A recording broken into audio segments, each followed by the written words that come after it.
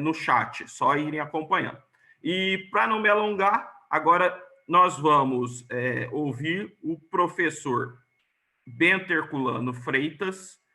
Vou ler o currículo dele aqui rapidamente. Presidente do TRT 21 do Rio Grande do Norte, professor da Universidade Federal do Rio Grande do Norte, doutor em Direito das Relações Sociais pela PUC São Paulo, membro da Academia Brasileira de Direito do Trabalho. Já, para não me alongar, passo a palavra ao professor Bento e será uma grata honra ouvi-lo. Bom dia a todos. A honra é nossa. Eu não sei, Fabrício, de onde é que você tirou esse Freitas, mas tudo bem. É Bento Herculano Duarte Neto, né? Eu não tenho nem longe esse sobrenome Freitas, mas isso é um problema da menor importância, né? Primeiro, dizer que é uma enorme honra, né, participar de um evento tão relevante, né, e participar de um grupo tão seleto. Fico muito agradecido de ter essa oportunidade, né, sabendo que poderei contribuir bem menos do que diversos colegas muito mais estudiosos, né, e com muito mais conhecimento jurídico do que eu.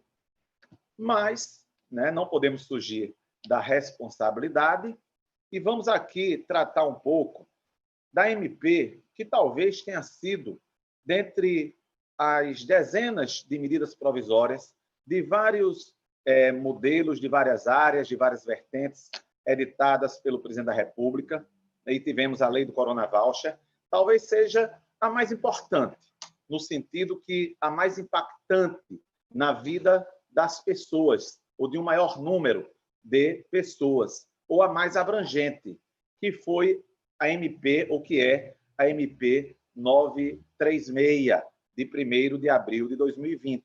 Eu costumo dizer, e disse isso muitas vezes em diversas lives, que nós tivemos, dentre as chamadas MPs trabalhistas, a MP 927 e a 936.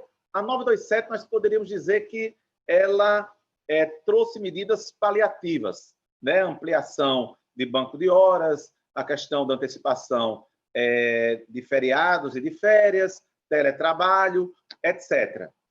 E tínhamos aquele artigo 18 terrível, que, graças a Deus, o presidente revogou, dizendo que não tinha lido quando assinou, ele revogou no dia seguinte, né? Que era, por isso mesmo, para alguns até um apelido muito forte, a MP genocida, porque permitia até 4 meses sem o trabalhador nada receber, a não ser decorrente de uma generosidade do seu empregador.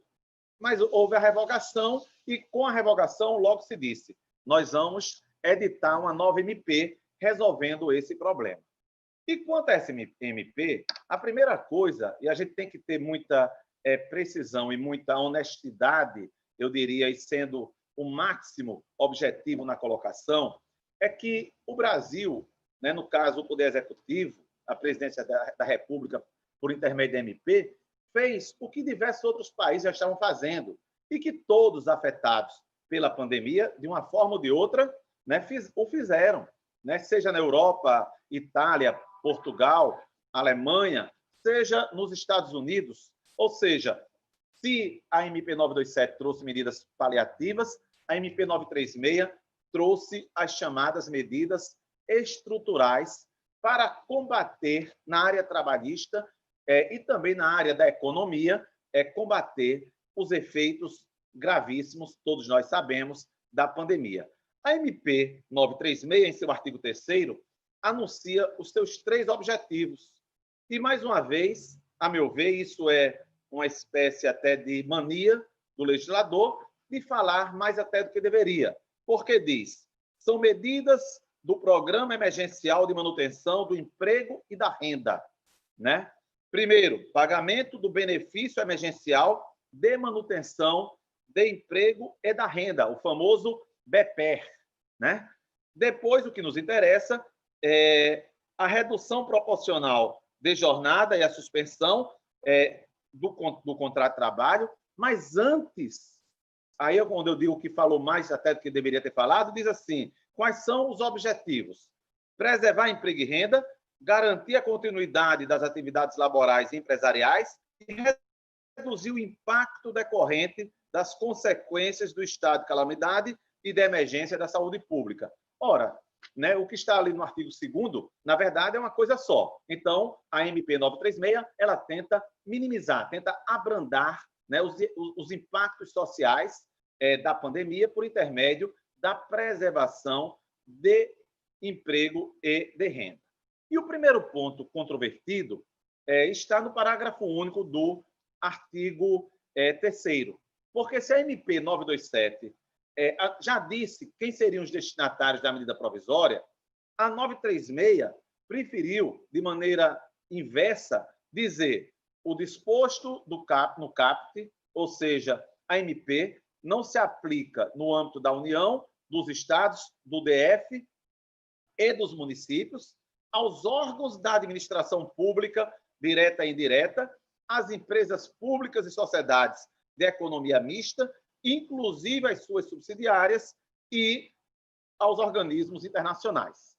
O professor Gustavo Felipe Barbosa Garcia, por exemplo, entende que é inconstitucional esse dispositivo, e não por conta de isonomia, mas porque o artigo 173 da Constituição determina que os empregados das empresas públicas e das economias mistas devem ser regidos, ou as economias mistas e as empresas públicas devem ser regidas pelo regime jurídico das empresas privadas. Eu vou me permitir discordar dessa opinião, porque as empresas públicas e as economias mistas não são tão iguais que as empresas privadas.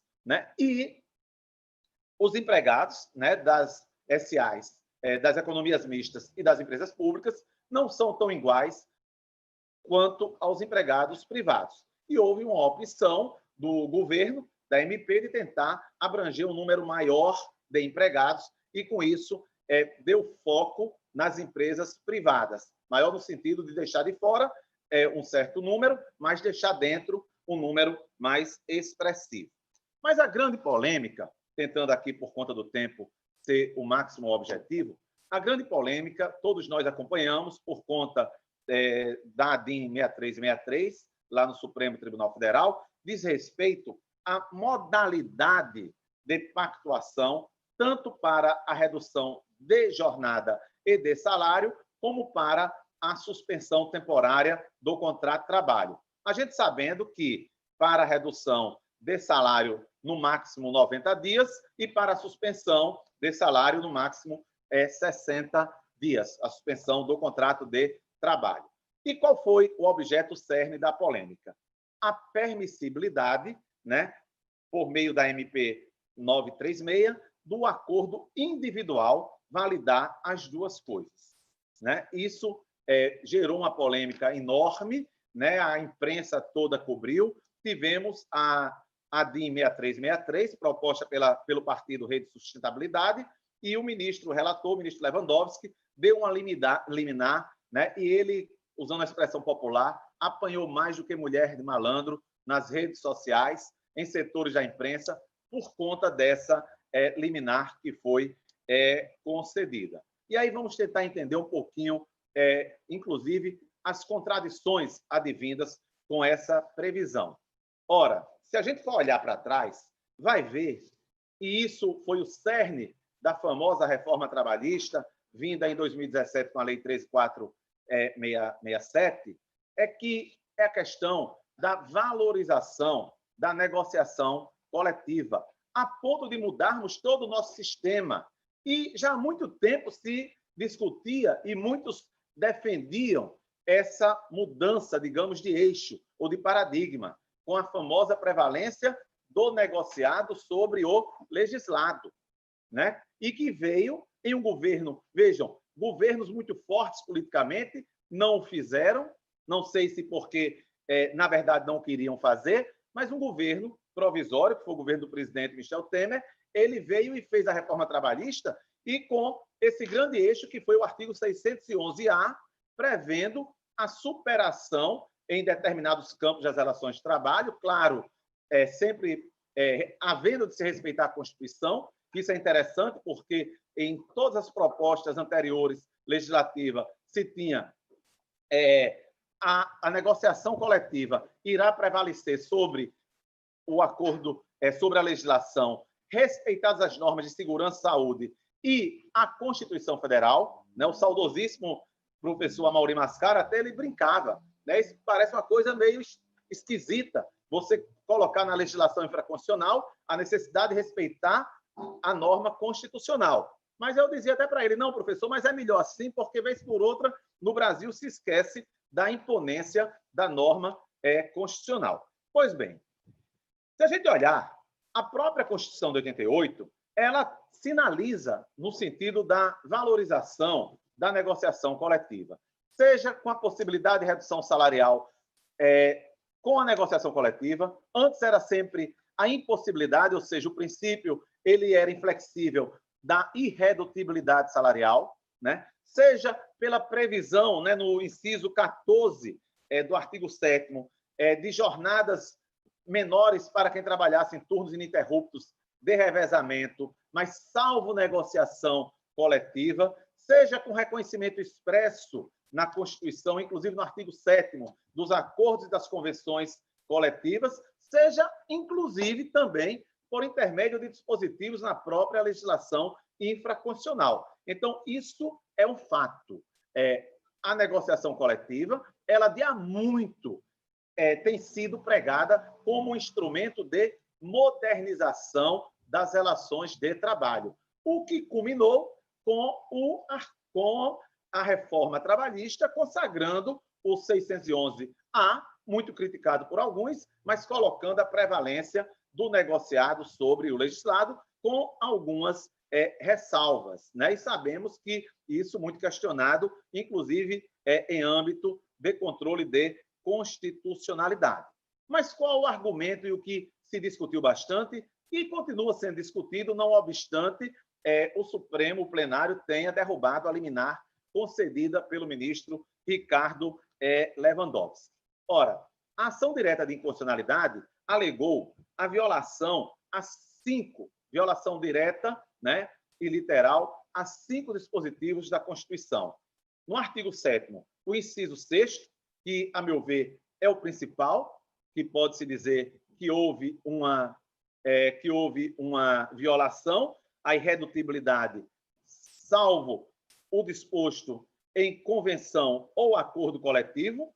O inciso 13, quando fala que é facultada a compensação de horários e a redução de jornada mediante acordo ou convenção coletiva. O inciso 26, que diz que são reconhecidas as convenções e os acordos coletivos de trabalho, e no âmbito do artigo 8º, que trata de direito coletivo de trabalho, artigo 8º da Constituição Federal, o inciso 3º, que dispõe que ao sindicato cabe a defesa dos direitos e interesses coletivos ou individuais da categoria, inclusive em questões judiciais ou administrativas, e o inciso 6º, dizendo que é obrigatória a participação dos sindicatos nas negociações coletivas de trabalho. E aí, tentando sempre tirar essa ideologização nas discussões jurídicas, que infelizmente isso acontece bastante. Se a gente for olhar direitinho, tanto a petição inicial, a fundamentação da petição inicial do Partido Rede de Sustentabilidade, autor da ADIM 6363, como a manifestação da AGU, invocam, né, o artigo 1º da Constituição, no inciso que fala na valorização social do trabalho. E o interessante também, quem assistiu o julgamento, quando o ministro Lewandowski deu a liminar, inclusive, eu vou fazer aqui uma ressalva, eu mesmo gravei até um pequeno vídeo, criticando essa concessão da liminar, dei entrevistas criticando essa liminar, claro que sempre com o devido respeito, né, e com a elegância que deve nos pautar a todos, mas depois, lendo a liminar, a gente vê que o ministro Lewandowski ele teve muito cuidado quando concedeu a liminar, né? Inclusive, depois tivemos os embargos declaratórios, onde, embora rejeitados, e aí é interessante porque ele rejeitou, mas esclareceu. Talvez apenas não tenha querido acolhê-los, né? Ele falou, inclusive, no princípio do máximo aproveitamento dos atos normativos, e ele disse que não traria insegurança jurídica. Por quê? Porque os acordos individuais já realizados até então continuariam válidos, né? E lendo direitinho aquela liminar concedida, o que foi que disse o ministro Lewandowski? Ele disse que a MP, ela determina o prazo de 10 dias, uma vez feito o acordo individual, para o empregador comunicar aos sindicatos. Mas a MP é lacônica nesse sentido. Por quê? Porque não traz, na expressão do ministro, consequência jurídica. Então, ele deu um sentido aditivo, né? Fez uma interpretação conforme, dizendo apenas o seguinte: para que nesses 10 dias houvesse a comunicação e os sindicatos, querendo, deflagrassem uma negociação coletiva, enfrentando um problema advindo disso, qual seja, e em havendo uma negociação coletiva resultante em disciplina diversa da disciplina dada no âmbito dos acordos individuais. Aí o ministro fixou: vamos aplicar o princípio da norma mais favorável, ou seja, se o acordo coletivo é melhor, ou a convenção, vamos aplicar o que é melhor. Se é pior, nós vamos aplicar o acordo individual, que era melhor para aquele empregado. O que, de fato, iria gerar algumas dúvidas e suscitações. Por quê? Porque isso poderia inibir, né, as empresas a uma negociação coletiva sob o seguinte argumento: ora, eu fiz acordos individuais com um número menor de pessoas e agora, na negociação coletiva, pode ser algo mais abrangente e isso fica limitado para a minha condição econômica em face da situação de outros empregados. Né? Isso foi uma coisa dita lá pelo ministro Lewandowski e que geraria esse tipo de dúvidas. Dito pelo ministro, a questão apenas do princípio da norma mais favorável. Mas o fato é que quem assistiu o julgamento no plenário deve ter percebido o seguinte: é que na sustentação, né, da rede de sustentabilidade, ou seja, do autor da ação de inconstitucionalidade, a rede, o autor, se mostrou satisfeito com aquela extensão dada pelo relator no Supremo, que uma extensão menor, tanto que ele deferiu parcialmente a medida cautelar solicitada. E a AGU, o advogado da União, quando sustentou, também se mostrou satisfeito com aquela liminar. O que é que eu comentei em casa até? Vai ser um julgamento muito rápido, porque os amici curiae, de um lado e de outro, de fato, os amici curiae, inclusive a Ana Matra, ao lado do autor da ação, queriam a extensão da liminar na plenitude do requerimento, né? Que foi como votaram os ministros Rosa Weber e Edson Fachin. E os amici curiae do lado da União, pedindo que fosse simplesmente negada aquela liminar, como acabou decidindo por maioria, por 7 votos a 3, o Supremo Tribunal Federal. E aí, entrando nos finalmente, né, que eu sei que nosso tempo aqui ele é curto, o que é que a gente entende em relação a isso? Ora, a gente tem que entender, em primeiro lugar, e aí, mais uma vez, eu enfatizo muito que vamos deixar de lado qualquer questão de ideologização, é que a MP 936, ela foi extremamente necessária. Talvez a mais necessária de todas as 30 MPs editadas pelo governo, mais ou menos, né, em tempos de pandemia. Mas ela buscou socorrer os dois lados. A manutenção da atividade econômica e, principalmente, a preservação de emprego de renda, que a gente sabe que também não vai em socorro apenas em relação aos empregados. Também socorre, de certo modo, os empregadores. Então, esse é o primeiro ponto. Ora, a valorização da negociação coletiva é uma coisa que é inerente ao nosso sistema de relações de trabalho. Mas, em tempos de pandemia, eu vou concordar, ainda que não integralmente, com o argumento, inclusive ele citou a escola de Massachusetts, o argumento do ministro Luiz Fux quanto ao realismo jurídico. E, por mais, a meu ver, de todos os dispositivos apontados como violados, o mais complicado seria realmente a questão do artigo 7º, inciso 6º, quando fala na irredutibilidade salarial, salvo disposto em acordo ou convenção coletiva.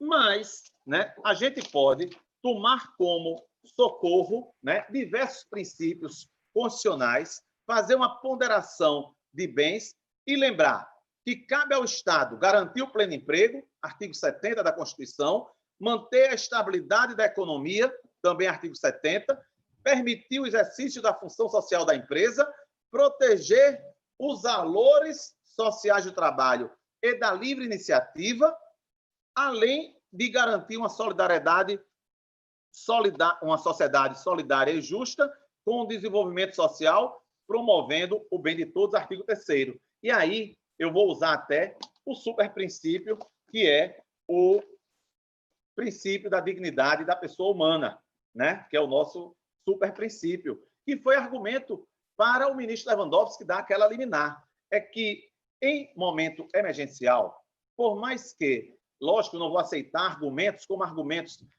citados, que são 10 mil sindicatos, mais que isso, de trabalhadores, e não há uma estrutura sindical e o empregador não tem como negociar com 11, 12 mil sindicatos. A gente sabe que esse argumento é falacioso, porque ele só precisa negociar com um ou, no máximo, 2, 3 sindicatos para fazer a negociação coletiva. Mas a gente sabe que a empresa tem a solução da despedida.